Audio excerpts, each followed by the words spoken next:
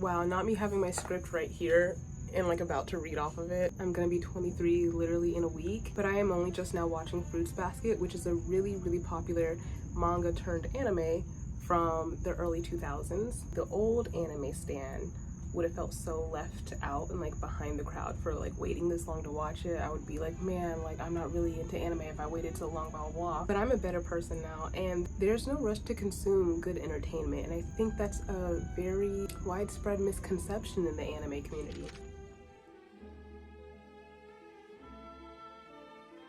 Where do I begin? This anime was not at all what I judged it to be.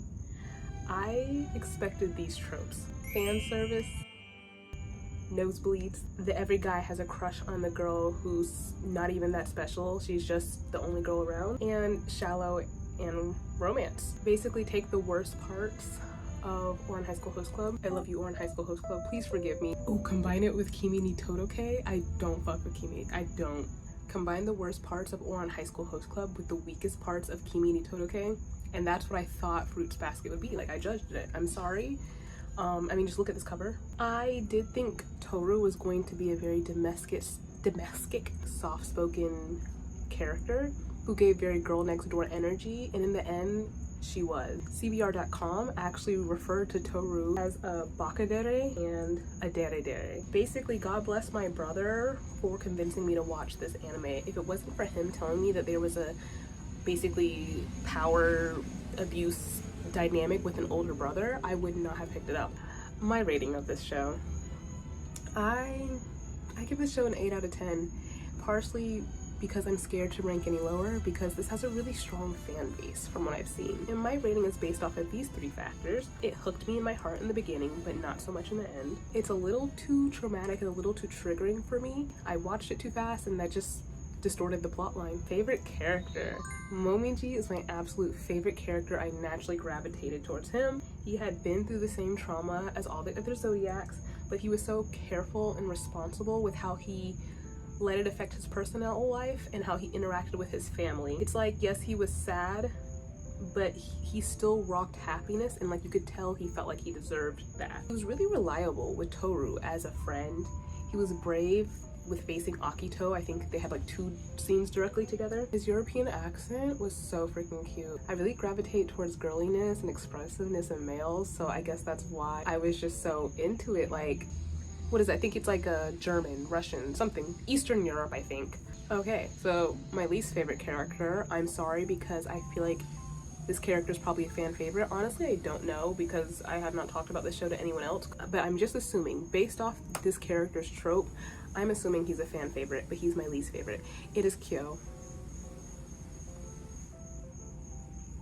I don't like that character trope. Angry, violent, hard-headed. It's not cute to me, it's not respectable.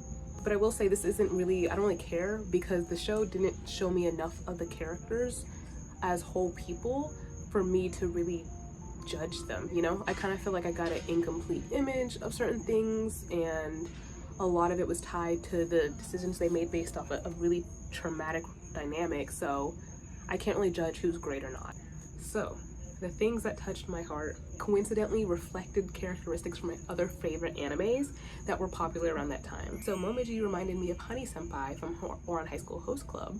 I didn't even like the character trope for Honey Senpai. They did it too much, which I think that's the point in Ouran High School Host Club, is to do it too much.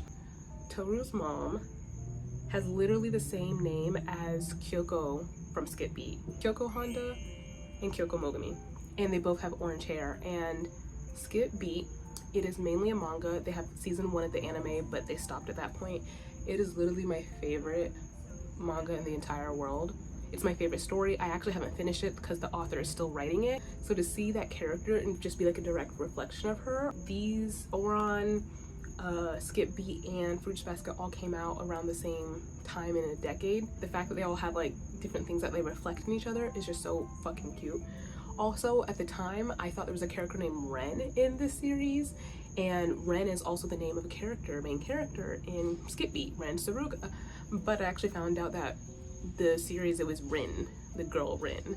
Some of the quotes about life were really impactful, especially the quote where Yuki said to Toru, "Just be you, live life at your own pace." I was feeling anxiety about discrepancies between my job prospects, my mental health, and my passions, and that quote calmed me down. I had just been feeling really down about that, and so it was a reminder that I shouldn't be living life like that anyways, trying to be and do what other people are being and doing. And the last thing that really touched my heart was how they kept Kyoko's mother's presence relevant throughout the entire series. They didn't gloss over Toru being an orphan. They really respected her mom's name and legacy through consistent flashbacks throughout the entire series. Toru, as a young high schooler would, learned many lessons from her mom, and she used it as her guiding light, helping herself and others. And her grandpa calling her Kyoko by accident on purpose in order to keep her name alive and just let Toru know that she hasn't been forgotten was really, really sweet and endearing, and you just got to see the way they showed that in the show. I mean, you already have, you've watched the anime. I have a very close relationship with my mother, and I know if she passed away, I would not be able to stop thinking about her. And so I think it was very realistic that, you know, they showed her crying at night, where she left off with her mother, those goals and those ideas, she wanted to really carry them on into her future. It's just very realistic for showing that mourning process versus just using it as a fun plot point so they can just, oh, now she has to go live with a group of boys. Like, some really satisfying moments. I think everyone can agree that it was when Kyo got to stick it to his freaking dad. Kyo finding out that his dad was the reason that his mom was depressed and suicidal and not him was so satisfying. That man was a mess and a wreck, and Kyo should have never had to grow up thinking that it was his fault. And it's crazy that that man effed up 2 people. I know Kyo was doubting so much that his mom actually loved him because, you know, she never let him take off the little wrist thing, but now we know that she actually did love him. I do think that she might have still been scared of that form, but like, I don't really know how to analyze all that stuff. Yuki's shyness and low self-esteem being a product of his kindness was so satisfying for me to see, because that is how I am. Some people would have it that I'm some great person, but on the inside I feel like a fraud. I'm only being this way because I want your approval and I want you to think I'm okay and like I'm scared, you know? And so I think just showing that is really nice versus this glossy image of a person just being perfect. A lot of us aren't that perfect and just kind without reason. Machi being triggered by neat chalk sticks was really validating for the shit I go through in my head. I have definitely felt her and Yuki's sentiments strongly at times in my life, and I'm actively healing from it today. That whole perfectionist thing and losing your personality, yeah, that's me. Not so much now, didn't completely overrule me, but yeah, I feel that. Let's get into the negative stuff. Things that disturbed me. As any anime, and by any, I mean every anime would have it, there's always inappropriate themes. I don't know what it is. Is it the culture? 1, the age gaps. I know you saw it too. Were you confused? Were you triggered? They had this problem in Skip B. Basically, Shigure and Akito realizing that there was some sort of love romance there. Sir, how old are you? Sir, how old is she? I believe, I looked it up, and I believe he's 20 and she's 26.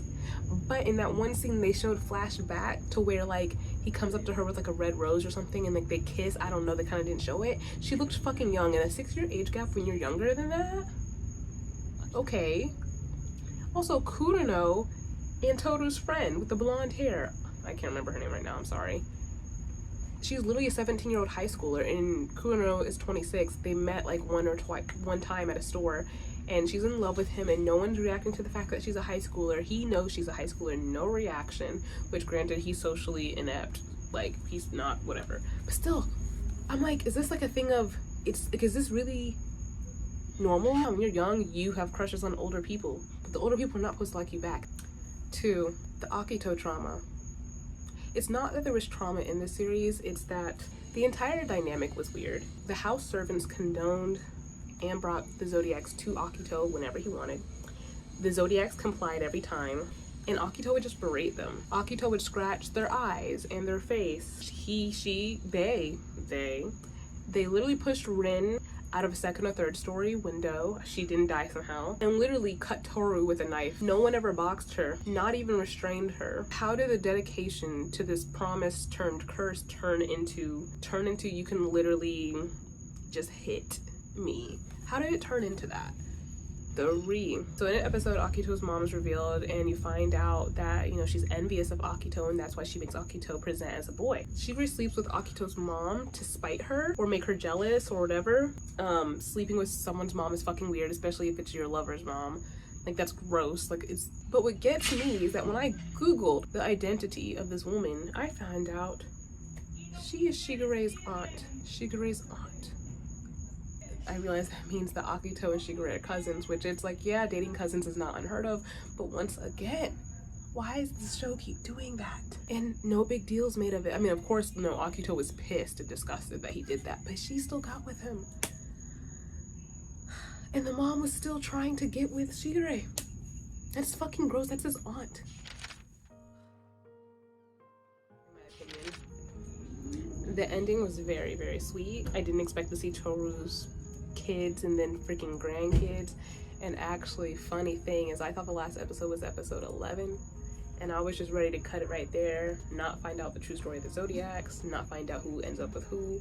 I was just like, well, I guess that's this kind of anime, because I know online it hadn't really been confirmed, especially because the other seasons had so many more episodes, but this one wasn't going to have that many. The full Zodiac story was really interesting. It would have been nice to have more rhyme or reason to the curse breaking besides time. To be honest, there's a lot of things about the Zodiac story that confuses me, and like the relationships that confuse me. Although I gave it a ranking of 8 out of 10, it does not get to join my list of all-time lifetime favorites list. The current members, which are Naruto, Skip B, the honorary Avatar: The Last Airbender. The anime that you watch and connect with is so highly dependent on where you are in your life at that time. 15 minutes a day after work, or binging 5 episodes at night in bed. Cynical towards love, deprived of love. I know we all know that one. That distorts and impacts how you watch the anime. So that's why your personal ranking is unique to you.